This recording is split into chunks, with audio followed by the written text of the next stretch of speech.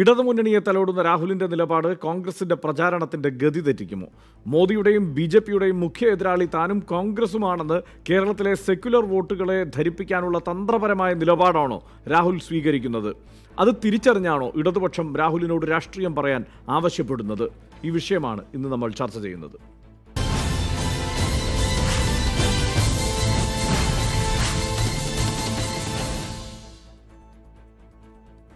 കോൺഗ്രസ് നേതാവ് Shri R Chandrasekharan, BJP നേതാവ് advocate Aneesh Kumar, CPIM നേതാവ് ശ്രീ PP ചിത്തരഞ്ജൻ എന്നിവരാണ് ഈ ചർച്ചയിൽ നമ്മോടൊപ്പം പങ്കെടുക്കുന്നത്. ശ്രീ PP ചിത്തരഞ്ജൻ, ഇടതുമുന്നണിയെ CPIMനെ കടന്നാക്രമിക്കുന്ന ഒരു നിലപാട് രാഹുൽ ഗാന്ധി സ്വീകരിക്കുന്നില്ല. നേരത്തെ അത് പ്രഖ്യാപിച്ചിട്ടുണ്ട്. ഈ തെരഞ്ഞെടുപ്പ് കാലത്ത് എന്തായാലും ഇടതുമുന്നണിക്കെതിരായ ഒരു നിലപാട് അദ്ദേഹം സ്വീകരിക്കില്ല, അദ്ദേഹം ഇടതുമുന്നണിയെക്കുറിച്ച് പറയില്ല എന്ന്. ഇപ്പോൾ അദ്ദേഹം അത് പ്രാവർത്തികമാക്കി കാണിക്കുകയും ചെയ്യുന്നു. ഇടതുമുന്നണി അപ്രസക്തമാണ് ഈ തെരഞ്ഞെടുപ്പിൽ എന്ന മട്ടിലാണോ യഥാർത്ഥത്തിൽ രാഹുൽ ഗാന്ധി തന്ത്രപരമായി ഈ പ്രചാരണത്തെ കൊണ്ടുപോകുന്നത്?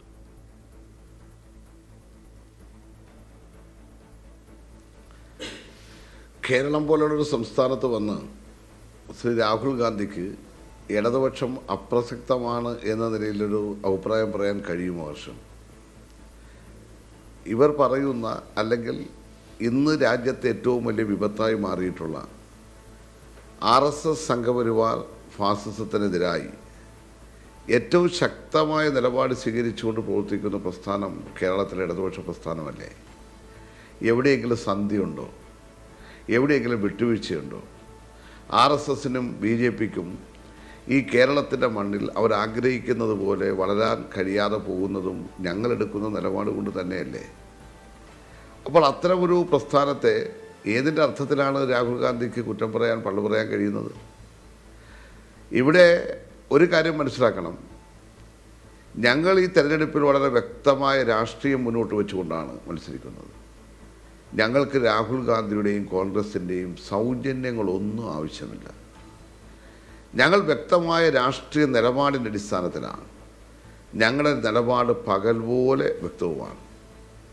രാജ്യത്തിന് ഏറ്റവും അപകടകരമായിട്ടുള്ള BJPയുടെ മോദി സർക്കാരിനെ അധികാരത്തിൽ നിന്നും പുറത്താക്കി എന്നുള്ളതാണ് ഞങ്ങൾ കാണുന്ന മുഖ്യമായ കടമ.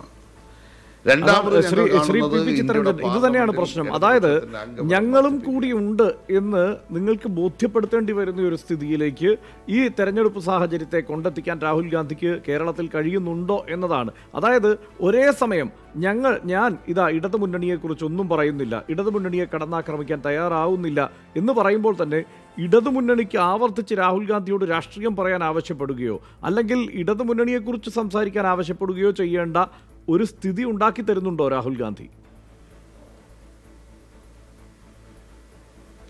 അല്ല, അത് രാഹുൽ കൈകാര്യം ചെയ്യുന്നത് രാഷ്ട്രീയമല്ലല്ലോ ഞങ്ങൾ കൈകാര്യം ചെയ്യുന്ന രാഷ്ട്രീയം. ഞങ്ങൾ കൈകാര്യം ചെയ്യുന്ന രാഷ്ട്രീയം വളരെ വ്യക്തതയോടുകൂടിയുള്ള രാഷ്ട്രീയമാണ്. അതിൽ ഞാൻ പറഞ്ഞു, രണ്ടാമത്തെ കാര്യം ഞാൻ പറഞ്ഞു, ഞങ്ങളുടെ അംഗബലം വർദ്ധിപ്പിക്കാം. മൂന്നാമത് ഞങ്ങൾക്കൊരു ലക്ഷ്യം കൂടെയുണ്ട്. അത് രാജ്യത്ത് ഈ BJPക്ക് ബദലായി ഒരു മതനിരപേക്ഷ ജനാധിപത്യ ഗവൺമെൻറ് അധികാരത്തിൽ വരിക എന്നുള്ളതാണ്. ആ മതനിരപേക്ഷ ജനാധിപത്യ ഗവൺമെൻറ്റിനെ അധികാരത്തിൽ കൊണ്ടുവരുവാനുള്ള പ്രവർത്തനങ്ങളാണ് രാജ്യത്ത് നടന്നു വരുന്നത്. അതിലാണ് ഞങ്ങൾ പങ്കാളിയാവുന്നത്.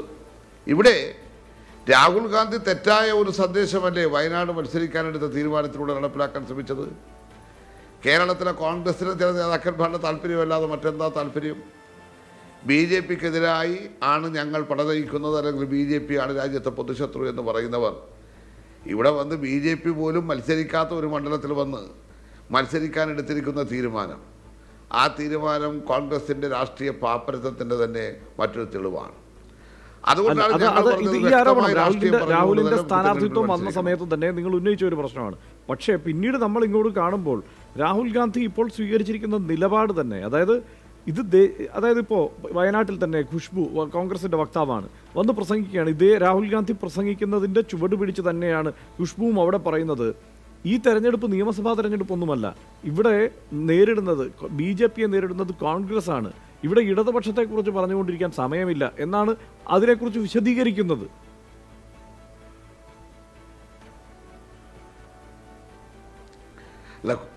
ഖുഷ്ബു എന്ന് പറയുന്ന കോൺഗ്രസിൻ്റെ വക്താവിൻ്റെ രാഷ്ട്രീയത്തെ സംബന്ധിച്ച് എത്രത്തോളം ധാരണയുണ്ടെന്നുള്ള കാര്യം എല്ലാവർക്കും അറിയുന്നതാണല്ലോ. അതുകൊണ്ട് അതിലേക്ക് ഞാൻ പോകുന്നില്ല. ഞാനിവിടെ വളരെ വ്യക്തമായി പറയാൻ ആഗ്രഹിച്ച വേറൊന്നും കൊണ്ടല്ല. പിന്നെ വയനാട്ടിൽ വന്നിട്ട് അവർ ഏത് രാഷ്ട്രീയമാണ് പറഞ്ഞത്? അവിടെ വന്ന് ബി ജെ പിയുടെ BDJS ആണ് അവിടെ യഥാർത്ഥത്തിൽ മത്സരിക്കുന്നത്. അതുകൊണ്ടാണല്ലോ രാജ്യത്തെ കോൺഗ്രസിനെ തന്നെ പല നേതാക്കന്മാരും വളരെ കൃത്യയോടുകൂടെ പറഞ്ഞല്ലോ. രാജ്യത്തെ മഹാരാഷ്ട്രയിലടക്കമുള്ള ചവാനടക്കമുള്ളവർ പറഞ്ഞല്ലോ ഇങ്ങനൊരു മത്സരത്തിന് പോയത് തന്നെ തെറ്റാണെന്ന്. തീർച്ചയായും അത്തരം നിലപാടൊക്കെ കോൺഗ്രസിന്റെ മുതിർന്ന നേതാക്കൾ പവാർ അടക്കമുള്ള ആളുകൾ അങ്ങനെയൊക്കെ നിലപാട് സ്വീകരിച്ചിട്ടുണ്ട്. പക്ഷേ ഇതിപ്പോൾ അതിൻ്റെ യാഥാർത്ഥ്യത്തിലേക്ക് വരുമ്പോൾ ഈ സാഹചര്യത്തിൽ CPM അല്ലെങ്കിൽ ഇടതുമുന്നണി രാഹുലിനോട് രാഷ്ട്രീയം പറയാൻ അല്ലെങ്കിൽ രാഹുലിനോട് ഇടതുമുന്നണിയെക്കുറിച്ച് പറയാൻ കൂടി ആവശ്യപ്പെടേണ്ട സ്ഥിതി ഉണ്ടായിട്ടുണ്ടോ എന്നുള്ളതാണ്. എന്തായാലും ഖുഷ്ബു വളരെ കൃത്യമായ രാഷ്ട്രീയമാണ് വയനാട്ടിൽ പറഞ്ഞത് എന്ന കാര്യത്തിൽ തർക്കമൊന്നുമില്ല. ഞാൻ താങ്കളിലേക്ക് തിരിച്ചു വരാം. ശ്രീ R. ചന്ദ്രശേഖരനിലേക്ക് കൂടി. ശ്രീ R. ചന്ദ്രശേഖരൻ, ഇതിപ്പോൾ നിങ്ങളുടെ നേതാക്കളെ നിങ്ങളെ പ്രതിസന്ധിയിലാക്കുകയാണോ രാഹുൽ ഗാന്ധി? കാരണം ഇടതുമുന്നണി RSSനെ പോലെയല്ല, BJP പോലെയല്ല. അവർ ഒരിക്കലും ഈ പറഞ്ഞ ഭരണഘടനാ സ്ഥാപനങ്ങളെ തകർക്കുന്നതിന് വേണ്ടിയുള്ള ശ്രമം നടത്തിയിട്ടില്ല. ഇങ്ങനെ പറഞ്ഞ് ആകെ ഇടതുമുന്നണിയെക്കുറിച്ച് ഒന്നും പറയില്ല എന്ന് പറഞ്ഞു വന്ന രാഹുൽ ഗാന്ധി ഇടതുമുന്നണിയെ പുകഴ്ത്തി പറയാൻ കൂടി തുടങ്ങിയിരിക്കുന്നു.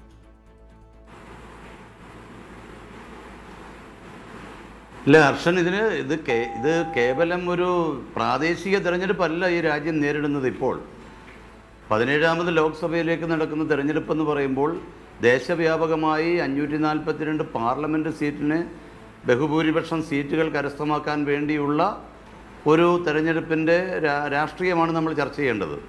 അപ്പോൾ അത് സ്വാഭാവികമായും രാഹുൽ ഗാന്ധി വളരെ വ്യക്തമായി പറഞ്ഞു, ഞാൻ എന്തായാലും ദക്ഷിണേന്ത്യയിൽ നിന്ന് മത്സരിക്കുന്നത് എന്താണെന്ന് ഇന്ന് പത്തനാപുരത്ത് അദ്ദേഹത്തിൻ്റെ വേദിയിൽ ഞാനുമുണ്ടായിരുന്നു. ആ വേദിയിൽ അദ്ദേഹം ക്രിസ്റ്റൽ ക്ലിയറായിട്ടൊരു കാര്യം പറഞ്ഞു, ഞാൻ എന്തുകൊണ്ട് വയനാട്ടിൽ നിന്ന് മത്സരിക്കുന്നു, സൗത്ത് ഇന്ത്യയിൽ നിന്ന് മത്സരിക്കുന്നു. ആ മെസ്സേജ് എല്ലാത്തിനും ആൻസറുണ്ട്. അത് രണ്ടാമത്തെ കാര്യം, രാഹുൽ ഗാന്ധിയുടെ ഒരു നിലപാട് ദേശീയ രാഷ്ട്രീയത്തിനകത്ത് ഇന്ത്യൻ നാഷണൽ കോൺഗ്രസിൻ്റെ ഒരു ഗവൺമെൻറ് ഉണ്ടാക്കിയെടുക്കാൻ, അത് നേതൃത്വം കൊടുക്കുന്നൊരു ഗവൺമെൻറ് ഉണ്ടാക്കിയെടുക്കുക എന്നുള്ളത് തന്നെയാണ്. അവിടെ കേരളത്തിൻ്റെ കോൺഗ്രസിൻ്റെ നേതാക്കന്മാർ വളരെ വ്യക്തമായി പറഞ്ഞു കഴിഞ്ഞു, കേരളത്തിലെ CPIM അടക്കമുള്ള രാഷ്ട്രീയ പ്രസ്ഥാനങ്ങളുടെ നിലപാടുകളും അവരുടെ ഭരണകൂട പ്രശ്നങ്ങളും എല്ലാം പറയാൻ ഞങ്ങൾക്കാവും, ഞങ്ങളത് പറയും. അങ്ങനെ പറയുമെന്ന് വ്യക്തമാക്കിയാൽ പിന്നെ രാഹുൽ ഗാന്ധിയുടെ പ്രസംഗത്തിനകത്ത് ദേശീയ രാഷ്ട്രീയമല്ലാതെ, അതല്ലെങ്കിൽ രാജ്യത്തെ ജനങ്ങൾ അനുഭവിക്കുന്ന പ്രശ്നങ്ങളല്ലാതെ കഴിഞ്ഞ 5 വർഷക്കാലം BJP എന്ന ഫാസിസ്റ്റ് ഗവൺമെൻറ് കൊണ്ടുവന്ന ജനവിരുദ്ധ നിലപാടുകളെ അങ്ങനെയാണെങ്കിൽ ശ്രീ R. ചന്ദ്രശേഖരൻ, അങ്ങനെയാണെങ്കിൽ കേരളത്തിൽ പോരാട്ടം നടക്കുന്നത് കോൺഗ്രസും BJPയും തമ്മിലാണെന്ന് നിങ്ങൾ സമ്മതിക്കണം. അതല്ലെങ്കിൽ രാഹുൽ ഗാന്ധി കൂടി അത് സമ്മതിക്കണം. കോൺഗ്രസും BJPയും തമ്മിലാണോ കേരളത്തിലെ തെരഞ്ഞെടുപ്പ് പോരാട്ടം നടക്കുന്നത്? അല്ല, കേരളത്തിൻ്റെ രാഷ്ട്രീയം ഹർഷൻ, കേരളത്തിൻ്റെ രാഷ്ട്രീയം എന്നും വ്യത്യസ്തമാണ്. ഇത് ഇന്നിപ്പോഴുള്ളതാണോ? കേരളത്തിൽ ഇന്ത്യ രാജ്യത്ത് ഇന്ത്യൻ നാഷണൽ കോൺഗ്രസിൻ്റെ ഭരണകൂടം നിലനിൽക്കുമ്പോൾ തന്നെ കേരളത്തിൽ കമ്മ്യൂണിസ്റ്റ് പാർട്ടിയുടെ ശക്തി അറിഞ്ഞുകൊണ്ട് തന്നെ കേരളത്തിലെ മുന്നണി രാഷ്ട്രീയം ഉണ്ടായതാണ് എത്രയോ സംവത്സരങ്ങൾക്ക് മുമ്പ്. അപ്പോൾ കേരളത്തിൻ്റെ രാഷ്ട്രീയം എന്നും ദേശീയ രാഷ്ട്രീയത്തിൽ നിന്ന് അല്പം വേറിട്ട് നിന്നുകൊണ്ടുള്ള ഇവിടെ 20 പാർലമെന്റ് സീറ്റിലേക്കാണല്ലോ മത്സരം നടക്കുന്നത്. ഇവിടെ നിയമസഭാ സീറ്റുകളിലേക്കല്ലല്ലോ മത്സരം നടക്കുന്നത്. പാർലമെന്റ് സീറ്റുകളിലേക്ക് 20 പാർലമെന്റ് സീറ്റുകളിലേക്ക് നടക്കുന്ന മത്സരത്തിലും നേരിട്ട് തന്നെയാണ് നിങ്ങൾ ഏറ്റുമുട്ടുന്നത്. ഇടതുമുന്നണിയും UDFും തമ്മിൽ നേരിട്ട് ഏറ്റുമുട്ടുകയാണ്. അതിൽ പതാകവാഹകനായി നിങ്ങളുടെ തലവനായി ഇവിടെ വന്നിറങ്ങിയിരിക്കുന്ന രാഹുൽ ഗാന്ധി പക്ഷേ ഒരു തരത്തിലും ഇടതുമുന്നണിയെ തൊടാൻ തയ്യാറാവുന്നില്ലെന്ന് മാത്രമല്ല നിങ്ങളുടെ മുഖ്യ ശത്രുക്കൾ വളരെ മഹാന്മാരാണെന്ന് കൂടി വിശേഷിപ്പിക്കുക കൂടിയാണ്. അതെങ്ങനെ ശരിയാവും? നിങ്ങൾ ആത്യന്തികമായി പ്രതിസന്ധിയിലാവുകയല്ലേ അവിടെ? അല്ല, അങ്ങനല്ല. ഇതിന് അല്ലല്ല, ഒരു പ്രതിസന്ധിയല്ല. ഞാൻ രാഹുൽ ഗാന്ധിയുടെ പ്രസംഗങ്ങളെല്ലാം കൃത്യമായി വീക്ഷിക്കുന്ന ഒരാളാണ്. രാഹുൽ ഗാന്ധി വളരെ വ്യക്തമായ പൊളിറ്റിക്സാണ് പറയുന്നത്. ഈ പൊളിറ്റിക്സ് എന്ന് പറയുന്നത് ദേശീയ രാഷ്ട്രീയത്തിൽ ഇന്ന് രാജ്യം അനുഭവിക്കുന്ന ഏറ്റവും കടുത്ത പ്രതിസന്ധി BJP ഉയർത്തിവിടുന്ന ഫാസിസ്റ്റ് രാഷ്ട്രീയ പ്രസ്ഥാനം തന്നെയാണ്. അപ്പോൾ കേന്ദ്ര ഗവൺമെൻറ്റിനെ സംബന്ധിച്ച് ഉണ്ടാകുന്ന ഈ പ്രവർത്തനങ്ങളിൽ ഇന്ത്യൻ നാഷണൽ കോൺഗ്രസിൻ്റെ മുഖ്യ ശത്രു പാർലമെൻറ്റ് തെരഞ്ഞെടുപ്പിൽ ദേശീയ അടിസ്ഥാനത്തിൽ BJP നേതൃത്വം കൊടുക്കുന്ന മുന്നണി തന്നെയാണ്. പക്ഷേ കേരളത്തിലെ സ്ഥിതി, കേരളത്തിൽ BJPക്ക് ശക്തിയില്ല. ഇവിടെ കേരളത്തിലെ കമ്മ്യൂണിസ്റ്റ് പ്രസ്ഥാനങ്ങൾ കോൺഗ്രസ് വിരുദ്ധ മനോഭാവം എടുത്തുകൊണ്ട് ഈ കാലം അത്രയുമുള്ള രാഷ്ട്രീയത്തിൻ്റെ തുടർച്ചയായി ഈ 17ാമത് ലോക്സഭയിലും കോൺഗ്രസിനെ എതിർക്കാൻ വേണ്ടിയുള്ള മുന്നണി രാഷ്ട്രീയമായി വരുന്നു. അവിടെ കോൺഗ്രസിൻ്റെ അഭിപ്രായങ്ങൾ UDFൻ്റെ അഭിപ്രായമാണ്. അപ്പോൾ UDFൻ്റെ അഭിപ്രായങ്ങൾ UDFൻ്റെ നേതാക്കന്മാർ KPCCയുടെ പ്രസിഡന്റും പ്രതിപക്ഷ നേതാവും ബഹുമാന്യനായ ശ്രീ ഉമ്മൻചാണ്ടി അടക്കമുള്ളവർ പറയും. അവർ പറഞ്ഞുകൊണ്ടേയിരിക്കുന്നു. ശ്രീ AK ആന്റണി ദേശീയ രാഷ്ട്രീയത്തിൻ്റെ പ്രതിനിധിയായി കേരളത്തിൻ്റെ മുഖ്യമന്ത്രിയായിരുന്ന AK ആന്റണി വളരെ കൃത്യമായി CPM ഉയർത്തുന്ന ഈ ഇടതുപക്ഷ രാഷ്ട്രീയത്തിന്റെ കർശനമായ നിലപാടുകൾ എതിർക്കുന്നുണ്ട്. രാഹുൽ ഗാന്ധിക്ക് മാത്രം എന്തിനാണ് ഇങ്ങനെ ഒരു സൗജന്യം? അതായത് അദ്ദേഹം ഇവിടെ വന്ന് മത്സരിക്കുമ്പോൾ ഇടതു മുന്നണിയെ കുറിച്ച് ഒരു അക്ഷരം പറയില്ല എന്ന് തീരുമാനിച്ചുകൊണ്ട് ഇടതു മുന്നണിയെ നേരിടുക. സുനീറാണല്ലോ അദ്ദേഹത്തിന്റെ എതിർ സ്ഥാനാർത്ഥി. അദ്ദേഹത്തെ കുറിച്ചെങ്കിലും ഒരു വാക്ക് പറയണ്ടേ? അതല്ല, രാഹുൽ ഗാന്ധിയുടെ തലം, രാഹുൽ ഗാന്ധിക്കെതിരായിട്ട് മത്സരിക്കുന്ന സ്ഥാനാർത്ഥിയെക്കുറിച്ച് പരാമർശിച്ചുകൊണ്ട് രാഹുൽ ഗാന്ധി പ്രസംഗം നടത്തണം എന്ന് നമ്മൾ പ്രതീക്ഷിക്കരുത്. രാഹുൽ ഗാന്ധി ഇന്ന് ഇന്ത്യയിലെ ജനങ്ങൾ മുഴുവൻ ശ്രദ്ധിക്കുന്ന ഏറ്റവും ഇന്ത്യൻ നാഷണൽ കോൺഗ്രസിൻ്റെ അധ്യക്ഷനാണ്. ഇന്ത്യൻ നാഷണൽ കോൺഗ്രസിൻ്റെ അധ്യക്ഷൻ ആ ഒരു സ്ഥാനാർത്ഥി അദ്ദേഹത്തിനെതിരായി മത്സരിക്കുന്നവരെ കുറിച്ച് സ്മൃതി ഇറാനി പറഞ്ഞു നടക്കുന്നത് പോലൊന്നും രാഹുൽ ഗാന്ധി പറയണം എന്ന് നമ്മൾ പ്രതീക്ഷിക്കാൻ പാടില്ല. മാത്രമല്ല, വയനാട്ടിൽ അദ്ദേഹം വളരെ വ്യക്തമായി പറഞ്ഞു, ഞാൻ CPIMൻ്റെ ലീഡർഷിപ്പിലുള്ള അല്ലെങ്കിൽ നേതൃത്വം കൊടുക്കുന്ന ആ ഇടതുപക്ഷ പ്രസ്ഥാനങ്ങൾക്കെതിരായി ഞാനൊന്നും പറയുന്നില്ല. അതിൻ്റെ അർത്ഥം കോൺഗ്രസിന് അഭിപ്രായമില്ല എന്ന് കരുതരുത്. അത് കുറച്ചുകൂടി വിശാലമായി കാണാനുള്ള തലം, അതിൻ്റെ ഒരു ചിന്ത നമ്മുടെ മനസ്സിലേക്ക് വരുമ്പോൾ ദേശീയ രാഷ്ട്രീയത്തിന്റെ പ്രതീകമായി നിൽക്കുന്ന രാഹുൽ ഗാന്ധി കേരളത്തിലെ ചെറിയ വിഷയമായി പറഞ്ഞ അതാണ് ഈ അവിടെ പ്രശ്നം. ഇതാണ് താങ്കൾ നേരത്തെ സൂചിപ്പിച്ചതുപോലെ BJP ശക്തമല്ല എന്ന് നിങ്ങൾ പറയുന്നു. പക്ഷേ ഇവിടെ വന്ന് BJPയെ കുറിച്ച് മാത്രം വാദോരാതെ അദ്ദേഹം പ്രസംഗിച്ചും പോകുന്നു. അതാണ് പ്രശ്നം. ഞാൻ തിരിച്ചു വരാം താങ്കളിലേക്ക്, അഡ്വക്കേറ്റ് അനീഷ് കുമാറിലേക്ക്. അഡ്വക്കേറ്റ് അനീഷ് കുമാർ, ഇവിടെ ശക്തമല്ല BJP എന്ന് പറഞ്ഞിട്ടും BJPക്കെതിരെ മാത്രമാണ് പ്രധാനമായും പ്രചാരണ പരിപാടികളിൽ രാഹുൽ ഗാന്ധി സംസാരിക്കുന്നത്. ഇടതുമുന്നണിയെക്കുറിച്ച് ഒന്നും മിണ്ടാൻ തയ്യാറുമല്ല. ഇത് തന്ത്രപരമായ ഒരു നിലപാടായി വിലയിരുത്തണോ, അതോ ഇതാണ് കേരളത്തിൻ്റെ രാഷ്ട്രീയ സാഹചര്യം എന്ന് പ്രത്യാശിക്കണോ? നിങ്ങൾക്ക് അങ്ങനെ ഒരു പ്രത്യാശയാണോ നിങ്ങൾക്കുള്ളത്? അതായത് കേരളത്തിന് പുറത്ത്, കേരളത്തിൻ്റെ തെക്കും വടക്കും കിഴക്കും പടിഞ്ഞാറും എല്ലാം ഈ പാർട്ടികൾ സഖ്യമായിട്ട് രാഹുൽ ഗാന്ധിയെ പ്രധാനമന്ത്രിയാക്കാൻ വേണ്ടിയിട്ട് മത്സരിക്കുന്ന സമയത്തും കേരളത്തിലെ കോൺഗ്രസ് നേതാക്കന്മാർ പറഞ്ഞിരുന്നത് കേരളത്തിലെ UDFൻ്റെ മത്സരം അത് കമ്മ്യൂണിസ്റ്റ് പാർട്ടിയുമായിട്ടാണ്, ഇടതുപക്ഷവുമായിട്ടാണ് എന്നായിരുന്നു കേരളത്തിലെ കോൺഗ്രസ് നേതാക്കന്മാരുടെ ഇതുവരെയുള്ള വാദഗതികൾ. ആ വാദഗതികൾ മുഴുവൻ തള്ളിക്കൊണ്ടാണ് ഇന്ന് രാഹുൽ ഗാന്ധിയുടെ 4 യോഗങ്ങളിലെ പ്രസംഗവും വന്നിരിക്കുന്നത്. അപ്പോൾ ഈ പ്രസംഗം ഞങ്ങൾക്ക് സന്തോഷമാണ് തരുന്നത്. കാരണം കേരളത്തിൽ BJP ഒരു അജയ്യ ശക്തിയായിട്ട് വളർന്നു കഴിഞ്ഞു. കോൺഗ്രസിനും കമ്മ്യൂണിസ്റ്റ് പാർട്ടിയും ഒരുമിച്ച് നിന്നാൽ ഒറ്റയ്ക്ക് നിന്നാൽ BJPയെ തോൽപ്പിക്കാൻ സാധ്യമല്ല. അതുകൊണ്ട് ഒരുമിച്ച് നിൽക്കണം BJPയെ കേരളത്തിൽ തോൽപ്പിക്കാൻ എന്നുള്ള ഒരു സന്ദേശമാണ് ഈ പ്രസംഗത്തിൽ കൂടി ഞങ്ങൾക്ക് ബോധ്യമാകുന്നത്. എന്തായാലും ശരത് ലാലും കൃപേഷും കൊല്ലപ്പെട്ട സമയത്ത് കൊല ചെയ്തവരുടെ പേര് പറയാതെ, ആ പാർട്ടിയെ പറയാതെ രാഹുൽ ഗാന്ധി ട്വീറ്റ് ചെയ്തത് അത് യാദൃശികമല്ല എന്നുള്ളത് ഇന്ന് വളരെ വ്യക്തമായിരിക്കുകയാണ്. 3 വർഷം പിണറായി വിജയൻ ഈ കേരളം ഭരിച്ച സമയത്ത് ഇത്രയും വലിയൊരു ദുർഭരണം ഈ കേരളം ഇന്ന് വരെ കാണാത്ത കിരാത നടപടികൾ അയ്യപ്പ വിശ്വാസികൾക്കെതിരെ ഈ കേരളത്തിലുണ്ടായി. കേരളത്തിൽ ഈ സർക്കാർ ഒരു പ്രളയം സൃഷ്ടിച്ചു. നിരവധി ദളിത് പീഡനങ്ങൾ ഈ കേരളത്തിൽ നടക്കുന്നു, രാഷ്ട്രീയ കൊലപാതകങ്ങൾ നടക്കുന്നു, സ്ത്രീ പീഡനങ്ങൾ നടക്കുന്നു. ഇതിനെക്കുറിച്ചൊന്നും ഒരക്ഷരം ഉരിയാടാൻ രാഹുൽ ഗാന്ധി തയ്യാറായില്ല. ഈ തെരഞ്ഞെടുപ്പ് 3 വർഷത്തെ പിണറായി വിജയന്റെ ഭരണത്തിന്റെ കൂടി വിലയിരുത്തലാണ് എന്ന് പറയാനുള്ള ആർജവം പോലും രാഹുൽ ഗാന്ധിക്ക് ഉണ്ടായില്ല എന്നുള്ളതാണ്. ഞങ്ങൾ സന്തോഷവാന്മാരാണ്. കാരണം ഈ ഇടതിന്റെയും വലതിന്റെയും ഈ പൊറാട്ട് നാടകം ഇന്ന് കേരളത്തിലെ ജനങ്ങൾക്ക് ബോധ്യമായിരിക്കുന്നു. വളരെ കൃത്യമായി പ്രധാനമന്ത്രി നരേന്ദ്രമോദിക്കെതിരായ നിലപാട് ഇതെല്ലാം അദ്ദേഹം വ്യക്തമാക്കുന്നുണ്ട്. ഒരു കാര്യമുണ്ട്, ശ്രീ ആർ ചന്ദ്രശേഖരൻ പറഞ്ഞതുപോലെ ഇദ്ദേഹം സ്വീകരിക്കേണ്ട നിലപാട്, അതായത് താങ്കൾ നേരത്തെ സൂചിപ്പിച്ചതുപോലെ വിശാലമായ അർത്ഥത്തിൽ ഒരു മുന്നണിയൊക്കെ പരുവപ്പെട്ടു വന്നാൽ 2004 ആവർത്തിക്കുന്ന ഒരു സ്ഥിതിവിശേഷമൊക്കെ ഉണ്ടായാൽ ഇവരെല്ലാവരും ഒരുമിച്ച് നിൽക്കേണ്ടവർ തന്നെയാണ്. ആ കാര്യത്തിൽ സംശയമൊന്നുമില്ല. അത് ഇടതു മുന്നണിക്കും കോൺഗ്രസിനും ഒക്കെ ബോധ്യമുള്ള കാര്യവുമാണ്. ഇവിടെ പക്ഷേ അദ്ദേഹം ഒരു ദേശീയ നേതാവിൻ്റെ തലത്തിലേക്ക് ഉയർന്നുകൊണ്ട് മോദിക്കെതിരെ ഞാനാണ്, അതല്ലെങ്കിൽ BJPക്കെതിരെ കോൺഗ്രസ് ആണ് എന്ന് ആവർത്തിച്ച് ദേശീയ തലത്തിൽ ബോധ്യപ്പെടുത്തുക കൂടിയാണ് ഇവിടെ വന്ന് മത്സരിക്കുമ്പോഴും അദ്ദേഹം അത് മാത്രം ആവർത്തിച്ച് പറയുന്നതിലൂടെ എന്നുകൂടി കണക്കാക്കിക്കൂടെ? ഹർഷൻ, അദ്ദേഹം പ്രസംഗിക്കുന്നത് കേരളത്തിലാണ്.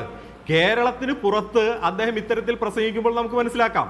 കേരളത്തിൽ വന്ന് പ്രസംഗിക്കുമ്പോൾ കേരളത്തിലെ പശ്ചാത്തലം കൂടി പരിഗണിച്ച് വേണം പ്രസംഗിക്കാൻ. അപ്പൊ അദ്ദേഹം കേരളത്തിൽ വന്ന് മുഖ്യ ശത്രു BJP ആണ്, ഞങ്ങളുടെ പോരാട്ടം BJPക്കെതിരെയാണ് എന്ന് അദ്ദേഹം പറയുമ്പോൾ വളരെ കൃത്യമാണ്. കേരളത്തിലെ ഇടതും വലതും തമ്മിലുള്ള അന്തർധാര വളരെ കൃത്യമാണ്. ഇവർ മത്സരിക്കുകയാണ് എന്ന് അഭിനയിക്കുകയാണ്. ഇത് കേരളത്തിലെ ജനങ്ങൾ തിരിച്ചറിയും. ഇത് നിങ്ങളും പറയുന്ന ഒരു കാര്യമാണ്. അതായത് മുമ്പ് എനിക്കൊന്ന് നേരത്തെ ജി കാർത്തികേയന്റെ മരണശേഷം നടന്ന ഉപതെരഞ്ഞെടുപ്പിൽ അരുവിക്കര ഉപതെരഞ്ഞെടുപ്പ് മുതൽ ഇങ്ങോട്ട് പറയുന്ന ഒരു കാര്യമാണ്. ആ ഘട്ടത്തിൽ കോൺഗ്രസ് നേതാക്കൾ പറയാറുണ്ട്, അതായത് ഉമ്മൻചാണ്ടിയാണ് അന്ന് പറഞ്ഞത് ഇവിടെ ഞങ്ങളും BJPയും തമ്മിലാണ് മത്സരം എന്ന്. അതിനുശേഷം ഇങ്ങോട്ട് പല തെരഞ്ഞെടുപ്പുകളിലും ഞങ്ങളും BJPയും തമ്മിലാണ് എന്നുള്ള കോൺഗ്രസിൻ്റെ നിലപാടിനെ നിങ്ങൾ നിശിതമായി ചോദ്യം ചെയ്തിട്ടുണ്ട്. ഇവിടെ ഇപ്പോൾ രാഹുൽ ഗാന്ധി പോലും അതേ നിലപാടല്ലേ യഥാർത്ഥത്തിൽ സ്വീകരിക്കുന്നത്. അതുകൊണ്ടല്ലേ അദ്ദേഹം ഇവിടെ വന്നതിന് ശേഷം നിങ്ങൾക്കെതിരെ ഒരു വാക്ക് പോലും പറയാതെ നിങ്ങൾ ഉദാരമായി നിങ്ങൾ പറയൂ, ഞങ്ങൾക്കെതിരെ പറയൂ എന്നാവശ്യപ്പെട്ടിട്ടും ഒന്നും പറയാതെ അദ്ദേഹം ഈ BJPക്കെതിരെ മാത്രം സംസാരിക്കുന്നത് ഇവിടെ ഞങ്ങളും BJPയും തമ്മിലാണ് മത്സരം എന്ന ധാരണ സൃഷ്ടിക്കാൻ വേണ്ടിയാണോ?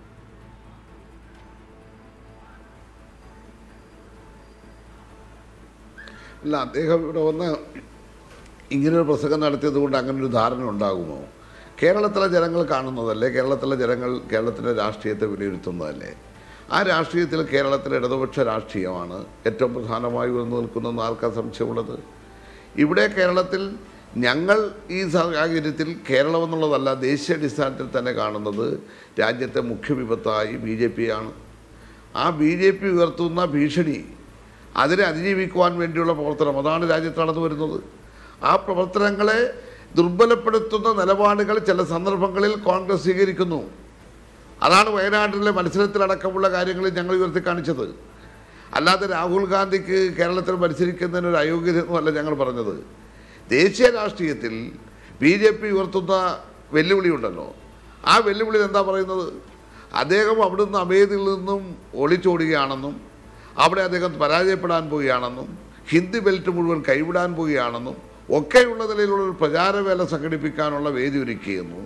അതോടൊപ്പം തന്നെ മറ്റൊന്നെന്താ, BJP പോലും മത്സരിക്കാത്ത ഒരു ഘടകകക്ഷി മത്സരിക്കുന്ന ഒരു സീറ്റിൽ വന്നു നിന്ന് അദ്ദേഹം മത്സരിക്കാനെടുക്കുന്നൊരു തീരുമാനം അദ്ദേഹം ഇപ്പോൾ പറഞ്ഞ വാക്കുമായിട്ട് എന്താ ബന്ധം? അദ്ദേഹം ഇടതുപക്ഷത്തിന് പ്രത്യേകിച്ചൊരു സൗജന്യം അദ്ദേഹം പറഞ്ഞല്ലോ കേരളത്തിൻ്റെ പുരോഗതിയെക്കുറിച്ചൊക്കെ, വിദ്യാഭ്യാസ മേഖലയിൽ, വൈദ്യുതി രംഗത്ത്, ആരോഗ്യരംഗത്ത് കേരളം കൈവരിച്ച നേട്ടങ്ങളെക്കുറിച്ച്. ഇവിടെ BJPയുടെ പ്രതിനിധി പറഞ്ഞു, ഞങ്ങൾ വളരെ വ്യക്തമായി പറഞ്ഞില്ലേ ഈ തെരഞ്ഞെടുപ്പിൽ. ഞാൻ ചോദിക്കട്ടെ, സാധാരണ തെരഞ്ഞെടുപ്പുകൾ നടക്കുമ്പോൾ ആ നിയമസഭാ തെരഞ്ഞെടുപ്പാണെങ്കിൽ നമ്മൾ പറയും ആ സംസ്ഥാനത്തിൻ്റെ ഭരണത്തെ വിലയിരുത്തുക. പാർലമെൻറ്റ് തെരഞ്ഞെടുപ്പാണെങ്കിൽ നമ്മൾ പറയും പാർലമെൻറ്റ് കേന്ദ്ര ഗവൺമെൻറ്റിൻ്റെ നയങ്ങളെ വിലയിരുത്തുക.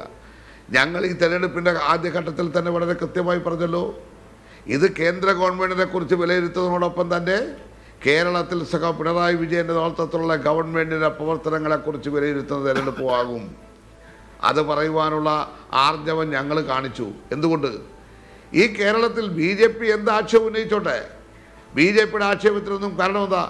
രാജ്യത്തെ എല്ലാ ഭരണഘടനാ സ്ഥാപനങ്ങളെയും തകർക്കണമെന്നുള്ള ലക്ഷ്യത്തോടു കൂടെ പോകുന്ന, രാജ്യത്തെ ഭരണഘടന തന്നെ വേണ്ട എന്ന് ചടിക്കുന്ന, അതാണല്ലോ ഇലക്ഷൻ കമ്മീഷനെല്ലാം എന്ത് വിലയാണ് കൊടുക്കുന്നത്. ഇലക്ഷൻ കമ്മീഷൻ പറയുന്നതിന് വ്യത്യസ്തമായി പ്രധാനമന്ത്രി അങ്ങ് നടന്ന് പ്രസംഗിക്കുകയല്ലേ നമ്മുടെ രാജ്യത്ത്. അദ്ദേഹം BJPയുടെ നേതാവ് മാത്രമാണോ? അദ്ദേഹം ഇന്ന് ഇന്ത്യയുടെ ഭരണാധികാരിയാണ്, ഇന്ത്യയുടെ പ്രധാനമന്ത്രിയാണ്. ആ പ്രധാനമന്ത്രിയുടെ കസേരയിൽ ഇരുന്നു കൊണ്ടാണ് അദ്ദേഹം മറ്റ് സംസ്ഥാനങ്ങളിൽ പോയിട്ട് ഇതേ തന്നെ അയ്യപ്പൻ്റെയും ശബരിമലയുടെയും പേര് പറഞ്ഞുകൊണ്ട് അദ്ദേഹം വോട്ട് ചോദിച്ചു എന്ന് മാത്രമല്ല, അദ്ദേഹം അവിടെ വർഗീയത കത്തിക്കുവാൻ വേണ്ടി നടത്തിയൊരു പരിശ്രമം എന്താണ്? ഇവിടെ കേരളത്തിൽ അയ്യപ്പന്റെ പേര് പറഞ്ഞാൽ നരേന്ദ്രമോദി എന്തായാലും അദ്ദേഹത്തിന്റെ റോൾ കൃത്യമായി നിർവഹിക്കുന്നുണ്ട്. ഇതാണ് അദ്ദേഹം നടത്തേണ്ട തെരഞ്ഞെടുപ്പ് പ്രചാരണ പരിപാടി. അദ്ദേഹത്തിന്റെ അവർ മുന്നോട്ട് വയ്ക്കുന്ന രാഷ്ട്രീയം ഇതാണ്, അവർ മുന്നോട്ട് വയ്ക്കുന്ന മുദ്രാവാക്യങ്ങൾ ഇതാണ്. കൃത്യമായി അത് അദ്ദേഹത്തിന്റെ വഴിയെ അദ്ദേഹം ഈ തെരഞ്ഞെടുപ്പ് പ്രചാരണ പരിപാടികളിലുണ്ട്. പക്ഷേ രാഹുൽ ഗാന്ധിയുടെ കാര്യത്തിലാണല്ലോ നമുക്കിവിടെ തൽക്കാലം ഈ സംശയം. ആ സംശയം BJPക്ക്, ആ സംശയം ഇവിടെ കോൺഗ്രസിനുമുണ്ട് എന്നാണ് മനസ്സിലാക്കേണ്ടത്.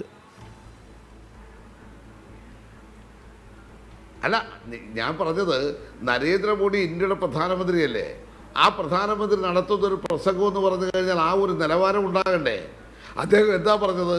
കേരളത്തിൽ ഇടതുപക്ഷവും കോൺഗ്രസും മുസ്ലിം ലീഗും എല്ലാം കൂടെ ചേർന്ന് ശബരിമലയെ തകർക്കാൻ ശ്രമിക്കുകയാണ്. എന്താണ് ദംഗ്യാർത്ഥം എന്നുള്ളത് എല്ലാവർക്കും മനസ്സിലാവുമല്ലോ. അപ്പോൾ നരേന്ദ്രമോദി നടത്തിക്കൊണ്ടിരിക്കുന്ന അല്ലെങ്കിൽ BJP നടത്തിക്കൊണ്ടിരിക്കുന്ന ഇത്തരത്തിലുള്ള വിഷലിപ്തമായിട്ടുള്ള പ്രചാരവിലയുണ്ട്. കേരളത്തിലെ ഇടതുപക്ഷ ജനാധിപത്യ മുന്നണി ഗവൺമെൻറ് ഇവിടെ പറഞ്ഞല്ലോ, ഒരു പ്രളയം, അതിനെക്കുറിച്ചെല്ലാം ചർച്ചകൾ എത്രയോ നടന്നിട്ടുണ്ട്. നമുക്ക് വഴിമാറി പോകേണ്ടതില്ല. അതുകൊണ്ട് നമുക്ക് രാഹുലിലേക്ക് തന്നെ വരാം. ഞാൻ തിരിച്ചു വരാം. ശ്രീ പി ചിത്തരഞ്ജൻ, ശ്രീ ആർ ചന്ദ്രശേഖരൻ, ഇത് ഈ കാര്യത്തിൽ രാഹുൽ ഗാന്ധി ഇങ്ങനെ ഒരു നിലപാട് സ്വീകരിക്കുന്നത് കൊണ്ട് കേരളത്തിലെ നേതാക്കൾക്ക് തെരഞ്ഞെടുപ്പ് പ്രചാരണ രംഗത്ത് ഒരു പ്രശ്നവും ഉണ്ടാവില്ല. അത് AK ആന്റണി മുതൽ ഇങ്ങോട്ട് താഴോട്ടുള്ള മുഴുവൻ പേരും CPM-നെ എതിർക്കുന്നുണ്ടല്ലോ എന്ന് പറയാം തൽക്കാലം. പക്ഷെ നമ്മൾ കാണുന്ന കാഴ്ചയുണ്ട്. നേരത്തെ അഡ്വക്കേറ്റ് അനീഷ് പറഞ്ഞതുപോലെ ഈ അതിർത്തിക്കപ്പുറത്തേക്ക് നിങ്ങൾ ഒറ്റക്കെട്ടായി തന്നെയാണ് ഈ തെരഞ്ഞെടുപ്പിനെ നേരിടുന്നത്. ഇവിടെ മോദിയെ എതിർക്കുന്നത് നിങ്ങൾ ഒറ്റക്കെട്ടായാണ്.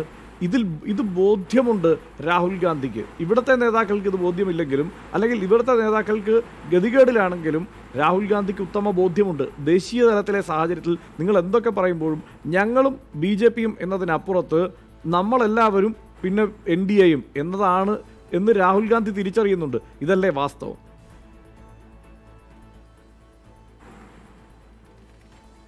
ഇല്ല ഹർഷൻ, നമ്മൾ കുറച്ചുകൂടി, ഞാൻ നേരത്തെ പറഞ്ഞതുപോലെ കുറച്ചുകൂടി പിറകിലോട്ട് നമ്മളൊന്ന് പോകണം. ഇന്ത്യയുടെ രാഷ്ട്രീയ ചരിത്രം നമ്മുടെ മനസ്സിലുണ്ടാവണം. ഇന്ത്യൻ നാഷണൽ കോൺഗ്രസിനെ ക്ഷീണിപ്പിക്കാൻ വേണ്ടി, ഇന്ത്യൻ നാഷണൽ കോൺഗ്രസിനെതിരായിട്ടുള്ള രാഷ്ട്രീയ പ്രവർത്തനത്തിന് വേണ്ടിയാണ് ഇന്ത്യയിൽ ഓരോ രാഷ്ട്രീയ പ്രസ്ഥാനങ്ങളും രൂപം കൊണ്ടത്. അത് കമ്മ്യൂണിസ്റ്റ് പാർട്ടികളായാലും പ്രാദേശിക പാർട്ടികളായാലും ദേശീയ അടിസ്ഥാനത്തിലെ ഇടതുപക്ഷ പ്രസ്ഥാനങ്ങൾ അടക്കമുള്ള മറ്റു പാർട്ടികളായാലും BJP അടക്കമുള്ള ജനസംഘം അല്ലെ സംഘപരിവാർ പാർട്ടികളായാലും എല്ലാവരുടെയും ഒരു ലക്ഷ്യമാണ് കോൺഗ്രസ് ഈ രാജ്യത്ത് ദുർബലപ്പെടണം. കോൺഗ്രസിനെ ദുർബലപ്പെടുത്താൻ നടത്തിയ രാഷ്ട്രീയത്തിൻ്റെ പരിണിത ഫലമായിട്ടാണ് നമ്മൾ ഇന്ന് എത്തി നിൽക്കുന്ന പ്രാദേശിക തലങ്ങളിലും ദേശീയ തലങ്ങളിലുമുള്ള മുന്നണി രാഷ്ട്രീയം. അപ്പം മുന്നണി രാഷ്ട്രീയം എന്ന് പറയുമ്പോൾ അതിൻ്റേതായ നിലപാടുകൾ ദേശീയ രാഷ്ട്രീയത്തിലും പ്രാദേശിക രാഷ്ട്രീയത്തിലും വ്യത്യസ്തങ്ങളാണ്. ഇവിടെ രാഹുൽ ഗാന്ധി കൃത്യമായി പറഞ്ഞ ഒരു കാര്യം, ഞാൻ ഈ രാജ്യത്തിൻ്റെ ഏറ്റവും വലിയ ശത്രുവായി കാണുന്നത് BJP ഉയർത്തിവിടുന്ന ഫാസിസം അല്ലെങ്കിൽ സംഘപരിവാർ ശക്തികളുടെ ജാതി രാഷ്ട്രീയമാണ്. ആ രാഷ്ട്രീയം ഭാരതത്തിൻ്റെ സംസ്കാരത്തിന് ചേർന്നതല്ല. അതുകൊണ്ട് തന്നെ ഈ രാജ്യത്ത് കഴിഞ്ഞ 5 വർഷക്കാലം BJP-യുടെ നരേന്ദ്രമോദി സർക്കാർ നടത്തിയ പ്രവർത്തനങ്ങളെ വിശകലനം ചെയ്തുകൊണ്ട് നമ്മുടെ രാജ്യത്തെ കർഷകരെയും തൊഴിലില്ലായ്മയെയും ഒക്കെ അഡ്രസ്സ് ചെയ്യുന്ന വളരെ വ്യക്തമായ രാഷ്ട്രീയമാണ് രാഹുൽ ഗാന്ധി ഇന്ന് പത്തനാപുരത്ത് അദ്ദേഹത്തിൻ്റെ തെരഞ്ഞെടുപ്പ് മാനിഫെസ്റ്റോയുടെ പ്രസംഗമാണ് നടത്തിയത്. കേരളത്തിലെ ജനങ്ങളോട് എന്തൊക്കെ പറയണമെന്ന് അദ്ദേഹത്തിന് ആഗ്രഹമുണ്ടായിരുന്നോ അത് കൃത്യമായി വളരെ വ്യക്തമായി പറഞ്ഞു എന്നുള്ളതാണ്. അതിനെ നമ്മൾ രാഹുൽ ഗാന്ധിയുടെ തെരഞ്ഞെടുപ്പിനെ നേരിട്ട് കൂടെ ശ്രീ ചന്ദ്രശേഖരൻ, ഈ തെരഞ്ഞെടുപ്പിനെ നേരിടാൻ എങ്കിൽ പിന്നെ കേരളത്തിൽ ഈ മാനിഫെസ്റ്റോ പറഞ്ഞു മാത്രം തെരഞ്ഞെടുപ്പിനെ നേരിട്ട് കൂടെ? ഇതിപ്പോ വളരെ കൃത്യമായ രാഷ്ട്രീയ യുദ്ധം ഇവിടുത്തെ ഇടതുമുന്നണിയും UDF-ഉം തമ്മിൽ നടക്കുന്നുണ്ട്. പക്ഷെ ഈ സാഹചര്യം ഉണ്ടാക്കുന്ന ഒരു പ്രതീതി എന്നത് ശ്രീ ചന്ദ്രശേഖരൻ, ഈ സാഹചര്യം ഉണ്ടാക്കുന്ന ഒരു പ്രതീതി ഇവിടെ BJP-യും UDF-ഉം തമ്മിലാണ് ഏറ്റുമുട്ടൽ എന്നതാണ്. അതായത് നേരത്തെ ഉമ്മൻചാണ്ടി അടക്കം പറഞ്ഞ പല ആവർത്തി, കഴിഞ്ഞ ദിവസം TN പ്രതാപൻ തൃശ്ശൂരിനെ കുറിച്ച് പറഞ്ഞ സാഹചര്യമാണ് ഇവിടെ നിലവിലുള്ളത് എന്ന് കരുതണോ? അല്ല, വളരെ വ്യക്തമായി KPCC-യുടെ പ്രസിഡന്റ്, കേരളത്തിലെ പാർട്ടിയുടെ പ്രസിഡന്റ്, പ്രതിപക്ഷ നേതാവ്, ഞാൻ നേരത്തെ പറഞ്ഞ പോലെ ശ്രീ AK ആന്റണി, ശ്രീ ഉമ്മൻചാണ്ടി, അവർ വ്യക്തമാക്കിയിട്ടുണ്ട് കേരള രാഷ്ട്രീയം ഇടതുപക്ഷ പ്രസ്ഥാനങ്ങളായി CPM നേതൃത്വം കൊടുക്കുന്ന ഇടതുപക്ഷ മുന്നണിയും ഐക്യജനാധിപത്യ മുന്നണിയും തമ്മിലുള്ള രാഷ്ട്രീയ മത്സരം തന്നെയാണ്. അവിടെ BJP ഒരു മൂന്നാം കക്ഷിയായി നിൽക്കുന്നു എന്നുള്ളതേ ഉള്ളൂ. അത് ഈ പല ജാതി വ്യവസ്ഥകളും ഒക്കെ പ്രയോജനപ്പെടുത്താൻ അവർ ശ്രമിക്കുന്നു. ആചാരാനുഷ്ഠാനങ്ങളിൽ അവരുടെ നിലപാടെന്താ? അവർ ശബരിമല അയ്യപ്പൻ്റെ കാര്യത്തിൽ എടുത്ത നിലപാടെന്താ? ശബരിമല അയ്യപ്പൻ്റെ കാര്യത്തിൽ മുതലെടുപ്പ് രാഷ്ട്രീയത്തിൻ്റെ ഭാഗമായി BJP ഉത്തരവാദിത്തപ്പെട്ട ആളുകളല്ലേ പറയുന്നത്. അപ്പോൾ അവരുടെ രാഷ്ട്രീയം കേരളത്തിലെ ജനങ്ങൾ ഉൾക്കൊള്ളാനേ പോകുന്നില്ല. അവിടെ ഇന്ത്യയിലെ രാഷ്ട്രീയ പ്രസ്ഥാനങ്ങളുടെ പ്രവർത്തനങ്ങളും കേരളത്തിലെ രാഷ്ട്രീയ പ്രസ്ഥാനങ്ങളുടെ CPM ഉയർത്തിവിടുന്ന ഇടതുപക്ഷ പ്രസ്ഥാനത്തിൻ്റെ ഗവൺമെൻറ്റിൻ്റെ വീഴ്ചകൾ, ആ CPM കൊണ്ടുവരുന്ന അക്രമ രാഷ്ട്രീയം, ഇത് വളരെ കൃത്യതയോടുകൂടി തന്നെ എന്നതെങ്കിലും തിരിച്ചറിഞ്ഞുകൊണ്ട് ഈ സർക്കാരിന്റെ പ്രവർത്തനങ്ങളെ കുറിച്ചെങ്കിലും വിമർശനാത്മകമായി ഒരു വാക്ക് പറയാൻ ഈ സംസ്ഥാനത്തെ ഈ 20 മണ്ഡലങ്ങളെയും നയിക്കുന്ന രാഹുൽ ഗാന്ധി തയ്യാറാവേണ്ടതായിരുന്നു എന്ന് സ്വാഭാവികമായും ആർക്കും തോന്നിപ്പോകും. അതുകൊണ്ടാണ് ഞാൻ തിരിച്ചു വരാം വളരെ പെട്ടെന്ന് ചെറിയ ഇടവേളയ്ക്ക് ശേഷം. ഞാൻ വരാം ശ്രീ ആർ ചന്ദ്രശേഖരൻ, ഒരു ചെറിയ ഇടവേളയ്ക്ക് ശേഷം.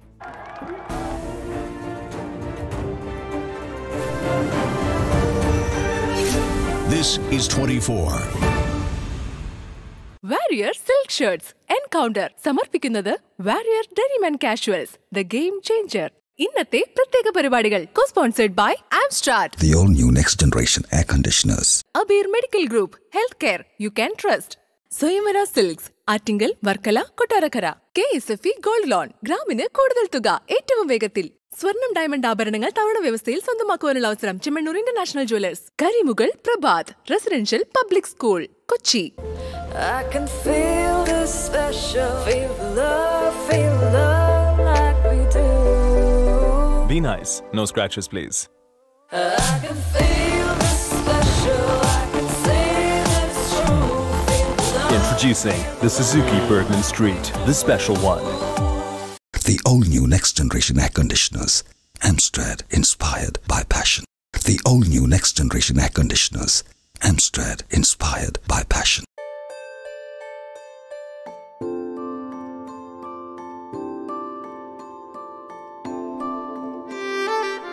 നീ അച്ഛനെ പോലെയാണെന്നാ എല്ലാരും പറയാറ്. എൻ്റെ അതേ പിടിവാശിയാണ് നിനക്കെന്ന്. അച്ഛൻ്റെ ഏറ്റവും വലിയ വാശി എന്താണെന്നറിയോ? നിനക്ക് ഏറ്റവും നല്ലത് തന്നെ വേണം എന്ന വാശി. മോളെ, ഇതച്ഛൻ്റെ സെലക്ഷനാ. കാരണം ഒരു മകളാണ് എന്നും അച്ഛൻ്റെ ലോകം. Jose Alukkas, jewelry for every generation. The all-new next generation air conditioners.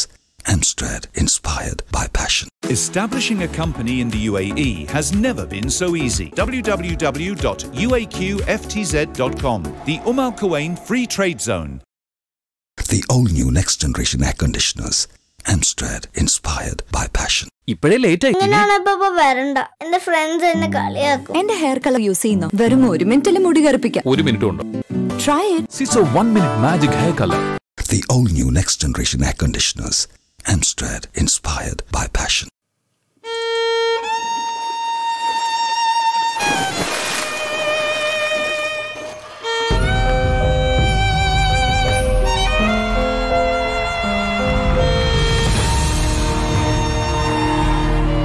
Conquering new worlds of fashion. North Republic. The all-new next generation air conditioners. Amstrad, inspired by passion. കരിമീൻ പൊള്ളിച്ചതിന്റെ മഹാത്മ്യം വിളമ്പുന്നതാണ് മലയാളിക്ക് രസം. ഈസ്റ്റേൺ ഫിഷ് മസാല, മലയാളിയെ രസിപ്പിക്കുന്ന അസൽ രുചി. The all-new next generation air conditioners. Amstrad, inspired by passion. The all-new next generation air conditioners. Amstrad, inspired by passion. ഇപ്പോൾ ഓരോ kitchen treasures chicken masala പാക്കിലും 5 രൂപ ഇളവ്. The all-new next generation air conditioners. Amstrad, inspired by passion. The all-new next generation air conditioners. Amstrad, inspired by passion. വയനാടിന്റെ റാണി ഇനി Maharani. Maharani silks, Kalpetta. Warrior Silk Shirts Encounter സമർപ്പിക്കുന്നത് Warrior Denim and Casuals, the game changer.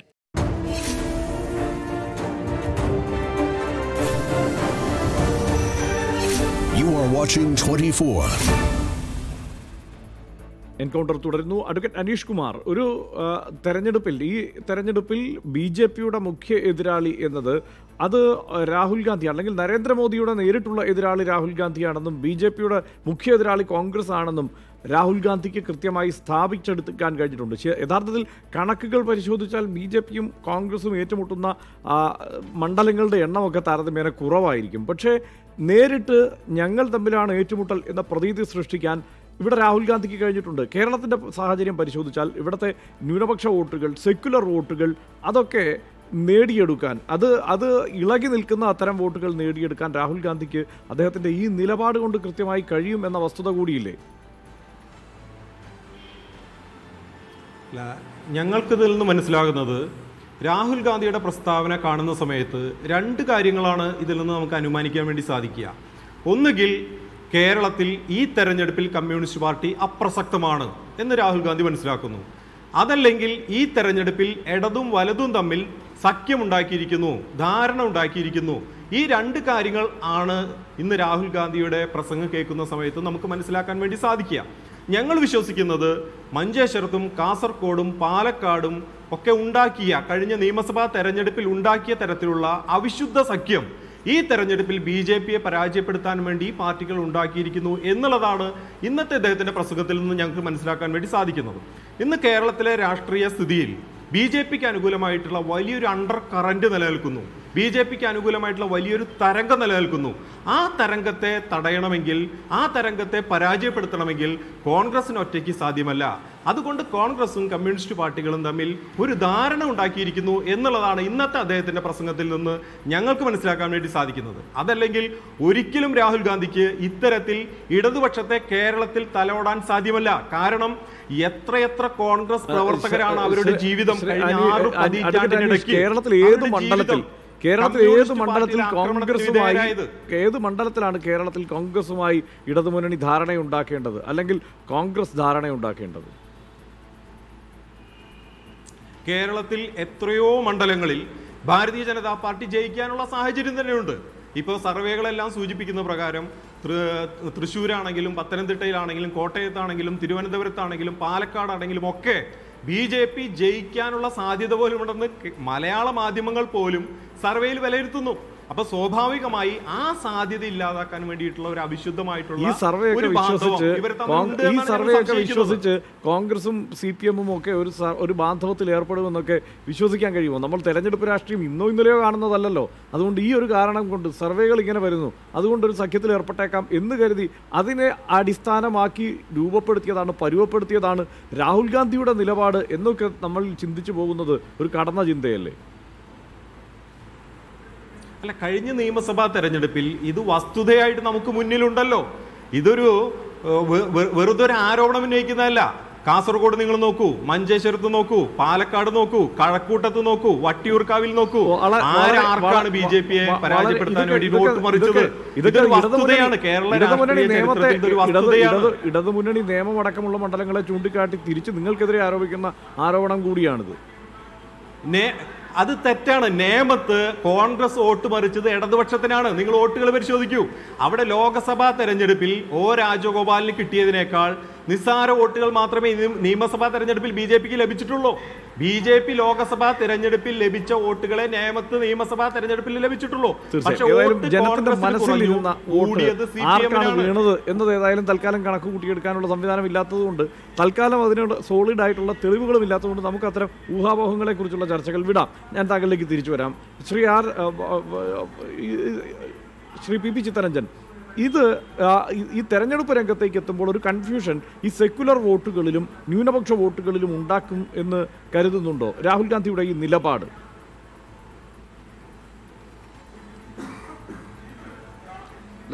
Rahul ഗാന്ധിയുടെ ഈ നിലപാട് കൊണ്ട് കേരളത്തിൽ ഇടതുപക്ഷ ജനാധിപത്യ മുന്നണിക്ക് ലഭിക്കേണ്ട വോട്ടുകളിൽ ഒരു കുറവും വരുത്താൻ അദ്ദേഹത്തിന് കഴിയില്ല. കാരണം ഇവിടെ ബഹുമാനനായിട്ടുള്ള ശ്രീ R ചന്ദ്രശേഖരൻ പറഞ്ഞു, ഇന്ത്യയിലെ എല്ലാ പാർട്ടികളും കോൺഗ്രസിനെ ക്ഷീണിപ്പിക്കാനാണ് ശ്രമിച്ചിട്ടുള്ളത്. കോൺഗ്രസിനോട് അന്ധമായ വിരോധമല്ലല്ലോ. കോൺഗ്രസ് ഓരോ കാലഘട്ടത്തിൽ എടുത്തിട്ടുള്ള നയങ്ങൾക്കെതിരെ ഫലമല്ലേ അനുഭവിക്കേണ്ടി വന്നിട്ടുള്ളത്.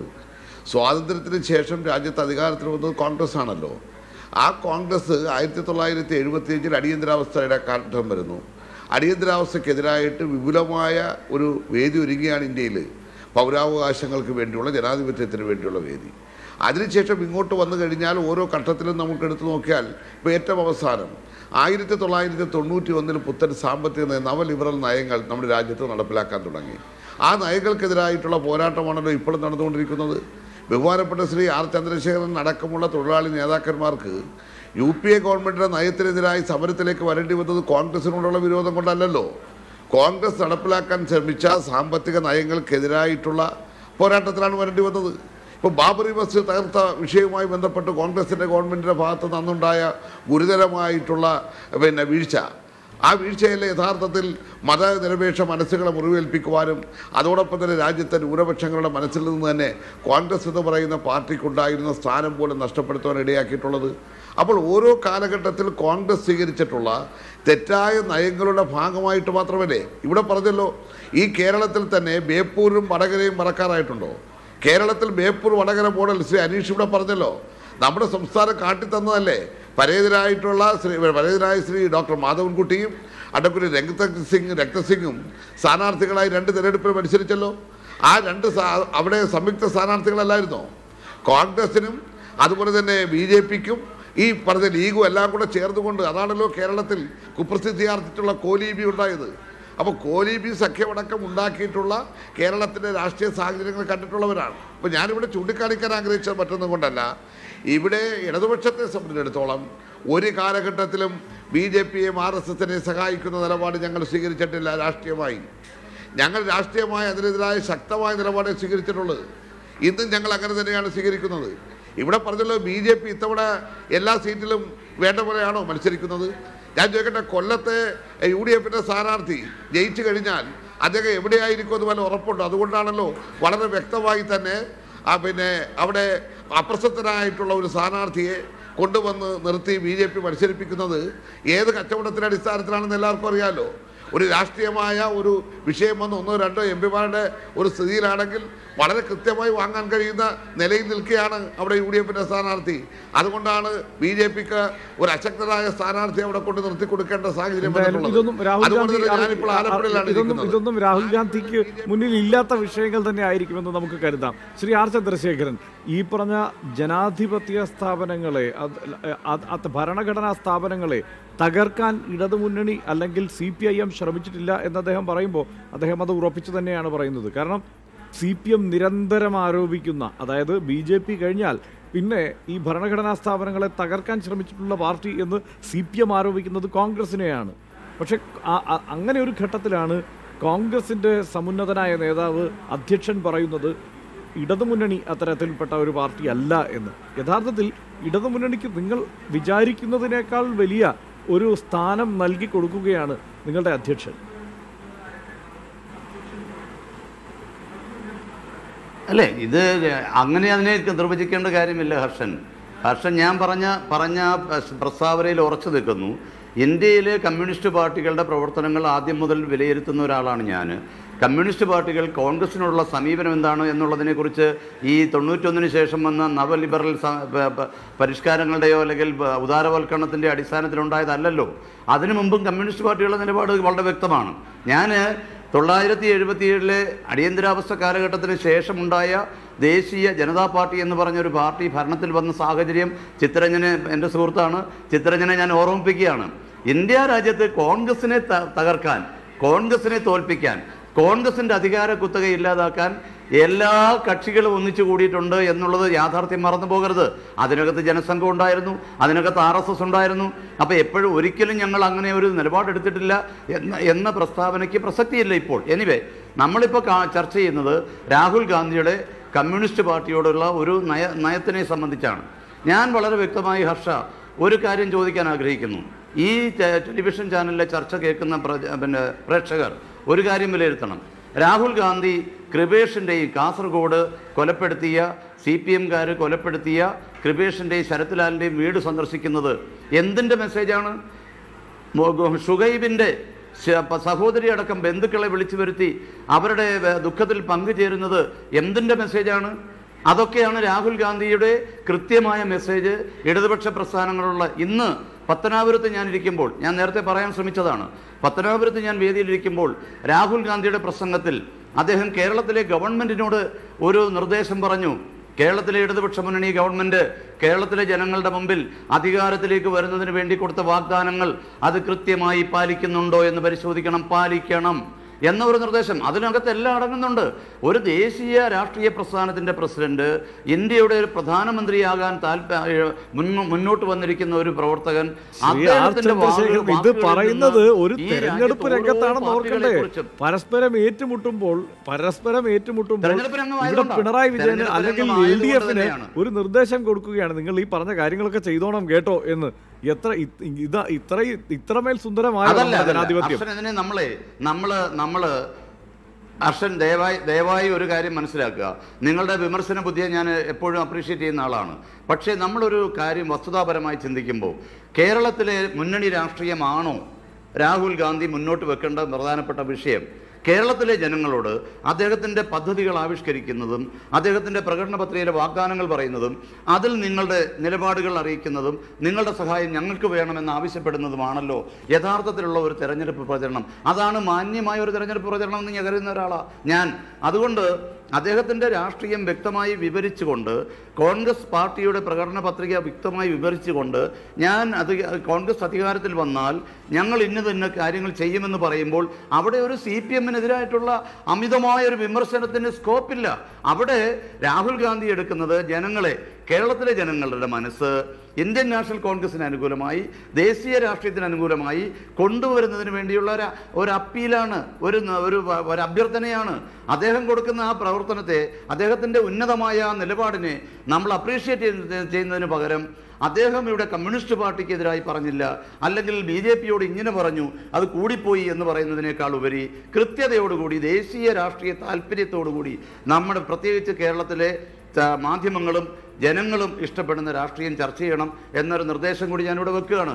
അതാണ് ശരി.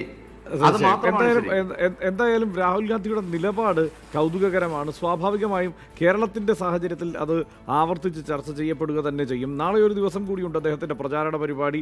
എങ്ങനെയായിരിക്കും അദ്ദേഹത്തിന്റെ പ്രചാരണ പരിപാടികൾ ഇനി അങ്ങോട്ട് കാര്യങ്ങൾ മുന്നേറുന്നത് എന്ന് നമുക്ക് നിരീക്ഷിക്കാം. അതെങ്ങനെയായിരിക്കും തെരഞ്ഞെടുപ്പ് ഫലത്തിൽ പ്രതിഫലിക്കുക എന്നും കേരളത്തിലെ നേതാക്കളെ എങ്ങനെയായിരിക്കും അത് പ്രതിസന്ധിയിലാക്കുക എന്നും നമുക്ക് കാത്തിരിക്കാം. വളരെ നന്ദി ഈ ചർച്ചയിൽ പങ്കെടുത്തതിന് ശ്രീ ആർ ചന്ദ്രശേഖരൻ, ശ്രീ PP ചിത്തരഞ്ജൻ, ശ്രീ അനീഷ് കുമാർ.